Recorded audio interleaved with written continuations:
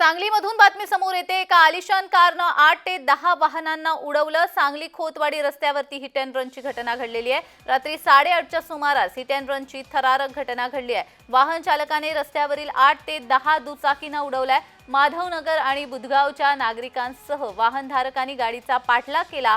अंगाचा थरकाप उडवणाऱ्या या घटनेमध्ये 5 ते 6 जण किरकोळ जखमी झाल्याची माहिती समोर येते। दुचाकीसह 4 चाकीचंही मोठं नुकसान झालेलं आहे। सांगली ग्रामीण पोलिसांनी रात्री तात्काळ धाव घेऊन चालकाला ताब्यात घेतलंय। नितेश पाटील असं चालकाचं नाव असून तो आटपाडी तालुक्यातील आहे। पाटील हा रात्री 4 चाकी घेऊन माधवनगर ते बुधगाव या रस्त्याने निघाला होता। वसंतदादा कारखान्यासमोर एका दुचाकीला त्याने धडक दिली। त्यानंतर रस्त्यावरती आडवा येणाऱ्या वाहनांना जोराची धडक दिलेली आहे आणि एका कमानीला जाऊन धडकला।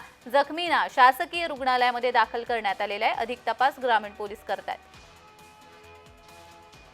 एका आलिशान कारनं 8 ते 10 वाहनांना उडवलेलं आहे। यामध्ये 6 ते 7 जण किरकोळ जखमी झालेले आहेत। सांगली खोतवाडी रस्त्यावरती ही हिट अँड रनची घटना घडलेली आहे।